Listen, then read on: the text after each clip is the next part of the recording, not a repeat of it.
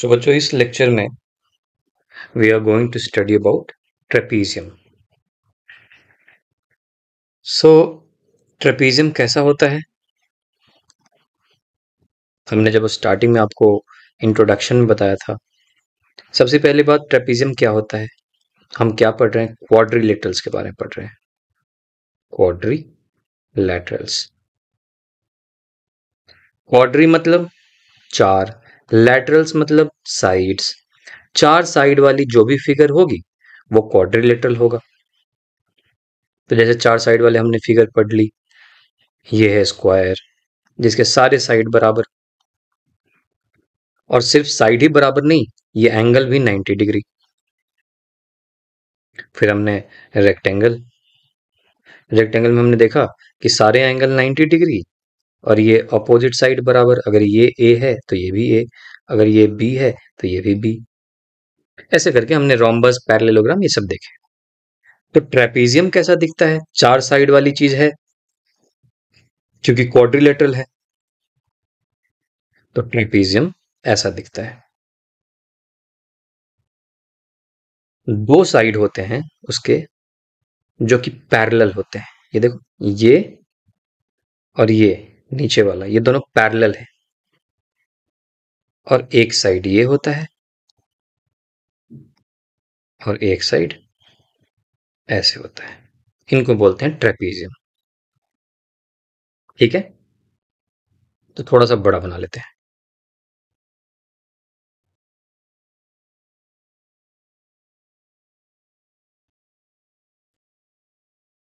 ये हो गया।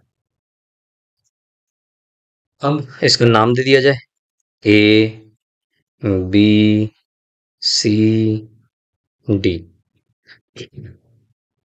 अब अगर मैं आपसे पूछूं, मैं आपको ये बोलूं कि जी इस वाले साइड का लेंथ है ए सेंटीमीटर या मीटर जो भी है, इस वाले साइड का लेंथ है बी सेंटीमीटर, इसका सी सेंटीमीटर, इसका डी सेंटीमीटर। मैं आपसे पूछूं कि इसका पेरीमीटर बता दो, तो पेरीमीटर बता सकता है कोई कितना होगा? पेरीमीटर, पेरीमीटर होता है कि एक जगह खड़े हो जाओ, कहीं पे भी खड़े हो जाओ। चलो यहाँ पे खड़े हो जाते हैं, यहां से चलना शुरू किए, ए ए डिस्टेंस चल लिए, फिर बी डिस्टेंस चल लिए, फिर सी चल लिए, फिर डी चल लिए। तो बेसिकली चारों साइड को जोड़ दो, यही इसका पेरीमीटर आता है। इसमें तो कोई टेंशन ही नहीं है। तो सम ऑफ ऑल साइड्स, इसको हम लिख सकते हैं सम ऑफ ऑल साइड्स। लेकिन अगर मुझे इसका एरिया निकालना हो तो क्या होता है इसका फॉर्मूला? तो देखो, इसका अगर एरिया निकालना होता है ना,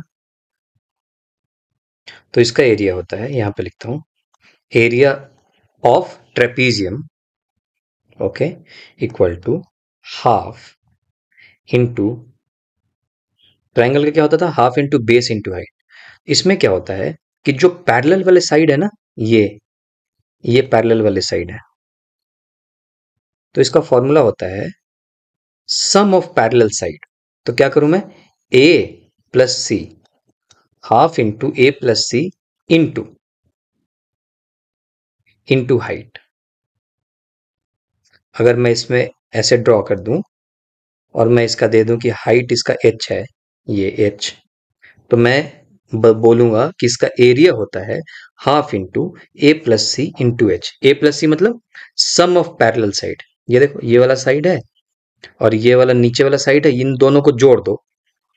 जैसे मान लो ये 5 सेंटीमीटर होता और ये 6 सेंटीमीटर होता, मैं बोलता कि मान लो ये 5 सेंटीमीटर है, ये मान लो 10 सेंटीमीटर है, और मैं बोलता हाइट जो है जी 6 सेंटीमीटर है। तो पता है एरिया कितना होता?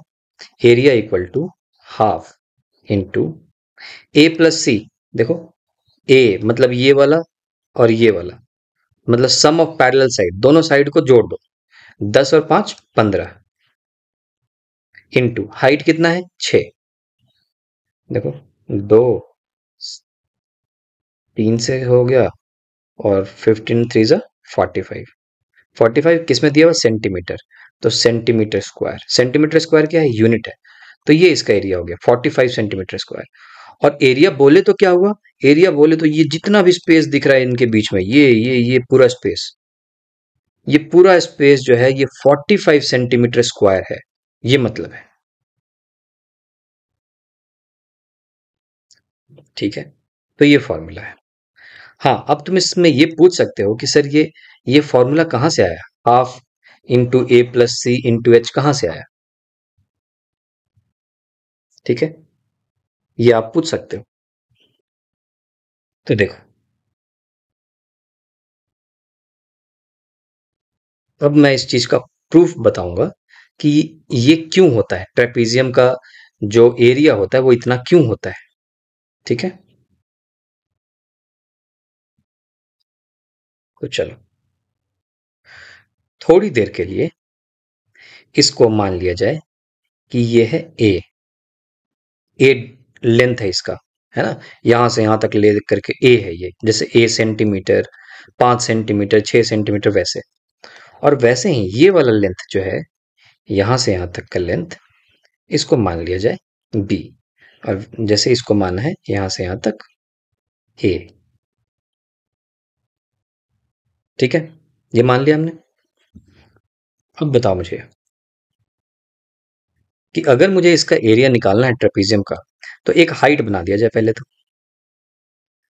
इसका नाम है एच। ठीक, तो अगर मैं यहां से ऐसे परपेंडिकुलर बनाऊं, ये 90 डिग्री का ये, तो ये भी एच होगा, क्योंकि ये दोनों पैरेलल साइड्स है ना, पैरेलल है। ओके, अब अगर पैरेलल है तो दोनों के बीच का डिस्टेंस बराबर, जैसे मान लो रेलवे ट्रैक नहीं देखा, रेलवे ट्रैक, रेलवे ट्रैक में कहीं पे भी जाओ और इन दोनों के बीच का डिस्टेंस नापने की कोशिश करो, हर जगह बराबर ही मिलेगा ना आपको। आप और आगे चले जाओ, ये भी उतना ही डिस्टेंस होगा। क्यों डिस्टेंस बराबर मिलता है, क्योंकि ये दोनों पैरेलल ट्रैक हैं, तो इन दोनों के बीच का डिस्टेंस हमेशा सेम रहेगा। तो मैंने यहाँ पे परपेंडिकुलर एच लिखा है, बनाया है एक, या यहाँ पे मैं परपेंडिकुलर बनाऊं, ये दोनों डिस्टेंस मैं मेजर करूंगा, दोनों एच मिलेगा। ठीक है, अब किसी भी तरीके से मैं बोलूं कि जी मैं ये वाला ट्रायंगल एक बन गया, इस ट्रायंगल का एरिया ले लूं, ये बीच वाला एक रेक्टेंगल जैसा बन गया, है ना, एच एच ये 90 डिग्री सारे हो गए, ये वाला एरिया ले लूं और ये वाला एरिया ले लूं, इन तीनों को अगर जोड़ दिया जाए तो मुझे एरिया ऑफ ट्रेपीजियम नहीं मिल जाएगा।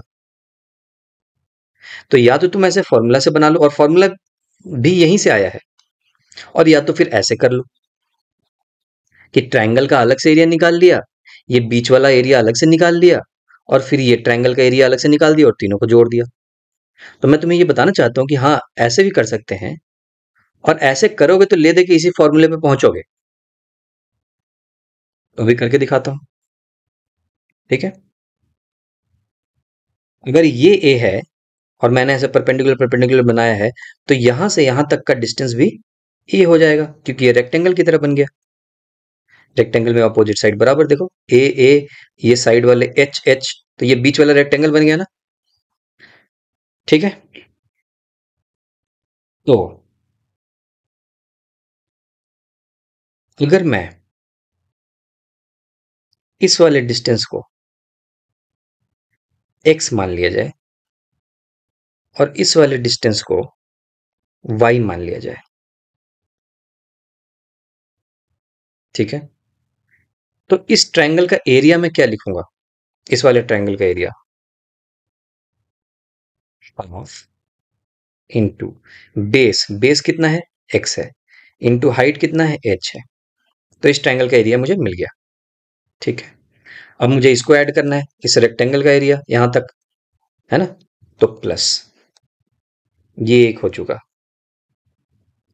रेक्टेंगल का एरिया साफ सुथरे ढंग से पता है मुझे, ए मतलब होता है लेंथ इंटू ब्रेथ, तो ए इंटू एच, ये हो गया रेक्टेंगल वाला।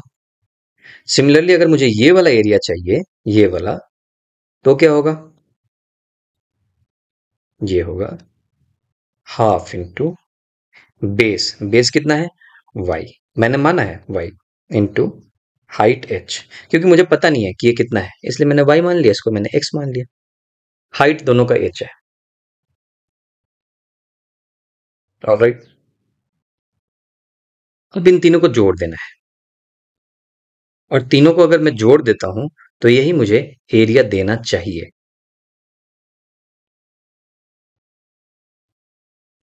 ठीक है जी। ओके, तो अब देखो ये क्या आएगा, इक्वल टू, इसको हम लिख सकते हैं half x into H plus ये हो जाएगा ए इंटू एच प्लस ये है हाफ वाई इंटू एच, है ना। अगर मैं इसमें से एच को कॉमन निकाल लूं, देखो इसी चीज को मैं ऐसे भी लिख सकता हूं, एच को कॉमन निकाल लिया, अगर अगर मैंने एच को कॉमन ले लिया तो ये आ जाएगा एच, या हाफ एच को कॉमन ले लेते हैं, इस वाले में से हाफ एच कॉमन निकाल लिया, तो इसमें क्या बच गया, सिर्फ एक्स बच गया, तो मैंने लिख दिया एक्स प्लस इसमें से मैंने एच को कॉमन निकाल लिया था, तो क्या बच गया ए, लेकिन मैंने हाफ एच को कॉमन निकाला है, तो ये क्या हो गया 2h। समझ में आ रहा है ना आप लोगों को, ये हो जाएगा 2h, क्योंकि ये 2h इसलिए होगा, हाँ, कैसे बताया जाए आप लोगों को, इसको हाफ कर दिया और इसी को 2 से मल्टीप्लाई कर दिया, कोई दिक्कत, फाइनली 2 तो कट ही जाना है, ये a इंटू एच ही रहा। अब देखो हाफ और h इंटू एच मैंने कॉमन निकाल लिया, तो यहां पे क्या बच गया x, वो मैंने लिख दिया। अब देखो यहां से भी हाफ इंटू एच, ये वाला मैं कॉमन निकाल रहा हूं, तो क्या बच गया 2a बच गया, इसलिए मैं लिख रहा था 2a प्लस इसमें से भी ये हाफ और यहाँ पे h, इसको कॉमन निकाल लिया, तो कितना बच गया y। ठीक, अब equal to half into H into into इसको मैं लिख सकता हूं x प्लस वाई, इसको देखो x plus y plus 2a है ना, ये 2a, 2a को मैं लिख सकता हूं a plus a plus a, कोई problem, a plus a 2a होता है,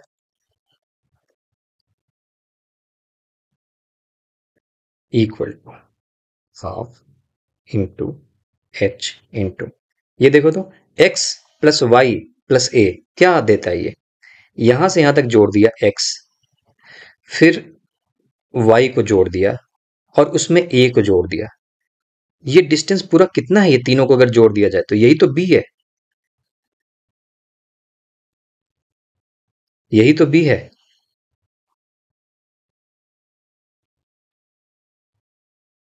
ठीक है, ये x plus a plus y, इन तीनों को अगर जोड़ दिया जाए तो ये b डिस्टेंस है, तो मैं इन तीनों के जगह पे x plus y plus a के जगह पे लिख दूंगा b प्लस ये वाला a बचा हुआ है प्लस a, देखो यही है फॉर्मूला, यही मैं तब से बोल रहा था, यही मैं बोल रहा था यहाँ पे एरिया, ये मैं बताने की कोशिश कर रहा था कि जो एरिया होता है इस पूरे ट्रेपीजियम का, ये होता है हाफ इंटू बी प्लस ए मतलब सम ऑफ ऑपोजिट साइड्स या पैरेलल साइड, ये वाला साइड अगर ए है ये वाला बी है, तो इन दोनों को जोड़ दिया जाए और एच हाइट के साथ मल्टीप्लाई कर दिया जाए। देखो ए प्लस सी, उस वक्त सी लिख दिया था मैंने, ये बी के जगह पे सी था, तो ये दिमाग में रखना कि ये सम ऑफ पैरेलल साइड है और इनटू हाइट, ये है एरिया ऑफ ट्रेपेजियम। और एरिया का क्या मतलब हुआ, ये पूरा इसके अंदर का जितना भी ये आपका स्पेस है, ये पूरा का पूरा एरिया कहलाता है। ऑलराइट, सो इस वीडियो में एक बार सम अप कर देता हूं, to sum up what all we understood.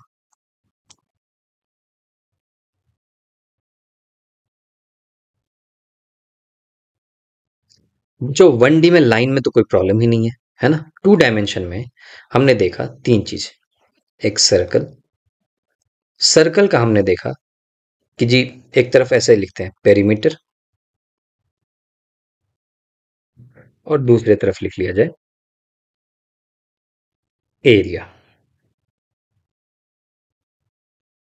Area perimeter. ठीक। दूसरे कलर को यूज करता हूं। सर्कल का हमने देखा कि अगर वो आर रेडियस का सर्कल है तो इसका पेरीमीटर होता है 2 पाई आर और एरिया होता है पाई r²। इसका प्रूफ मैंने आपको नहीं दिया है। क्यों? क्योंकि इसका प्रूफ आपको हायर क्लास में इंटीग्रेशन और डिफरेंशिएशन से पता चलता है। आपको इसको दिमाग में रखना है और याद हो ही जाएगा। फिर हम आ गए ट्रायंगल्स के ऊपर। और ट्रायंगल्स में हमने बात ये की कि ट्रायंगल्स में अगर कोई भी एक साइड, मतलब नीचे वाला जो साइड है इसको बेस, ये बेस कहते हैं, और अगर किसी भी तरीके से मुझे इसका हाइट पता चल जाए, ये वाला h, तो ट्रायंगल का, अच्छा ट्रायंगल का पेरीमीटर पहले लिख देते हैं सम ऑफ ऑल साइड। ये सबके लिए सेम है, सम ऑफ ऑल साइड्स, जितने भी साइड का लेंथ है वो सब। लेकिन अगर मैं एरिया बोलूं तो ये होता है half into base into height. इसका प्रूफ मैंने आपको दिया। मैंने आपको बताया कि जी रेक्टेंगल है, रेक्टेंगल का ही तो आधा कर देते हैं तो वो ट्रायंगल बन जाता है, राइट एंगल ट्रायंगल, और इसलिए half into base into height हो जाता है। तुम पुराने लेक्चर्स में जाकर के देखना। ठीक है, अभी मैं समरी बता रहा हूँ, half into base into height. तो अगर रेक्टेंगल ऐसा ही हुआ जो कि राइट एंगल ट्रायंगल बोला जाता है, इस तरीके के रेक्टेंगल, सॉरी रेक्टेंगल बोल रहा हूँ यार, इस तरीके के ट्रायंगल को राइट एंगल ट्रायंगल बोला जाता है, जिसका एक एंगल 90 डिग्री होता है, और ये हाइट h कहलाता है, और ये बेस b कहलाता है। अगर ऐसा ट्रायंगल ही हुआ तो कोई दिक्कत ही नहीं है, सेम वही sum of all side, half into base into height h, मुझे पता है। लेकिन अगर ऐसा ट्रायंगल नहीं है, मान लो इस टाइप का ट्रायंगल है या किसी भी तरीके का ट्रायंगल है, तो मुझे बेस तो एक साइड मुझे पता हो, ये बेस वाला साइड, और मुझे किसी भी तरीके से हाइट पता चल जाए, या हाइट अगर दिया हुआ हो, तो भी सेम इसी फॉर्मूले से निकलेगा। मैं ये बोलना चाह रहा हूं, ये मत समझना कि सिर्फ ये फॉर्मूला राइट एंगल ट्रायंगल के लिए, half into base into height, ये सारे ट्रायंगल्स के लिए है। लेकिन राइट एंगल ट्रायंगल में फायदा ये है कि हमें हाइट पता होती है, क्योंकि ये 90 डिग्री ही होता है। ये ट्रायंगल ही वैसा है जिसका हाइट, ये हाइट कहलाता है, क्योंकि बिल्कुल स्ट्रेट है। देखो ये स्ट्रेट है, इसको हाइट बोलेंगे। लेकिन जब ऐसा ट्रायंगल हो तो इसमें किसी भी तरीके से या तो मुझे हाइट दिया हुआ हो या मैं निकाल लूं, तो मैं सेम इसी फॉर्मूले से मैं एरिया निकाल पाऊंगा, ये मतलब है। ओके, अब आते हैं। फिर हमने देखा कि जी क्वाड्रिलेटरल्स पे आए। क्वाड्रिलेटरल्स मतलब चार साइड वाली चीजें। चार साइड वाली चीजों में भी इस तरीके की चीज को बोलते हैं रेक्टेंगल, जिसमें अपोजिट साइड बराबर, अगर ये बी तो ये भी बी, ये सारे एंगल 90 डिग्री,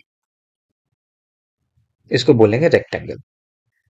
इसका अगर मुझे पेरीमीटर निकालना हो, सेम वही formula, sum of all side, सारे साइड को जोड़ दो। तो जब हम इसको जोड़ देते हैं तो इसका आता है 2 इंटू a प्लस बी। तुम जोड़ के देख लो, b प्लस ए प्लस बी प्लस ए, ये सबको जोड़ोगे तो यही आएगा। और इसका एरिया होता है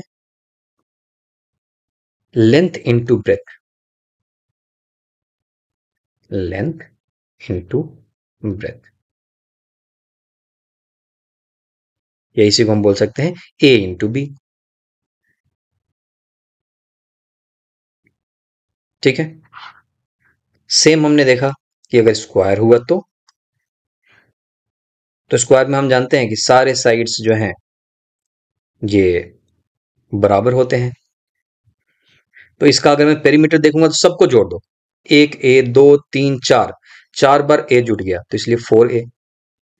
और इसमें भी लेंथ इंटू ब्रेथ दोनों बराबर ही है, ए इंटू ए, इसलिए हम बोलते हैं स्क्वायर का एरिया होता है ए स्क्वायर।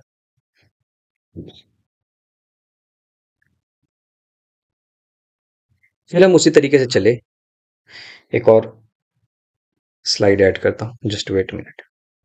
ये ऊपर वाला मिटा दूं? नहीं, रहने देता हूं। Just give me a second, I will add a slide.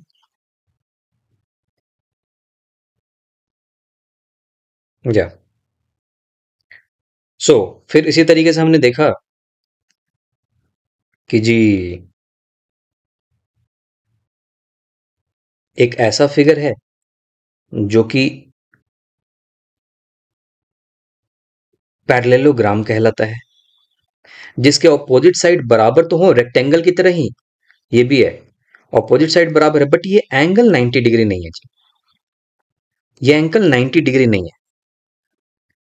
तो अगर इसका पेरीमीटर निकालना हो तो भी इसका भी सेम ही है, चारों साइड को जोड़ दिया जाए, 2 × a + b। लेकिन अगर इसका एरिया निकालना हो तो भी इसके लिए भी फॉर्मूला है, बेस इंटू हाइट।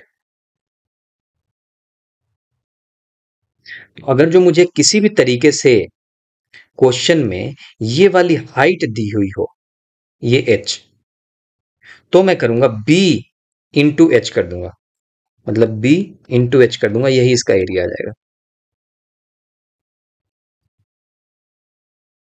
ठीक है। सिमिलरली हमने देखा कि एक स्क्वायर की तरह ही चीज होता है जिसके चारों साइड तो बराबर होते हैं, लेकिन एंगल 90 डिग्री नहीं होता है। अगर ये ए है, ये भी ए होगा, ये भी ए होगा, ये भी हो गया, लेकिन ये एंगल 90 डिग्री नहीं होता है। इस केस में भी अगर मैं पेरीमीटर देखूं तो पेरीमीटर में कोई चेंज नहीं है। यहां से ट्रेवल करना शुरू करना है, ए चला, कितना डिस्टेंस चला? 4a डिस्टेंस चला। और सेम इसमें भी अगर मुझे एरिया निकालना है तो मुझे बेस पता हो और किसी भी तरीके से मुझे ये हाइट पता हो जाए, ये हाइट, ये सब 90 डिग्री होता है हाइट, तो मैं इसका भी जो एरिया लिखूंगा वो लिखूंगा बेस इंटू हाइट, मतलब a इंटू एच, इसका भी एरिया।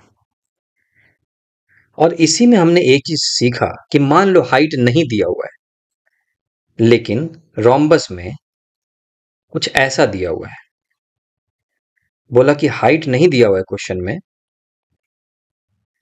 और इसका डायगोनल दिया हुआ है, ये इसको डायगोनल बोलते हैं।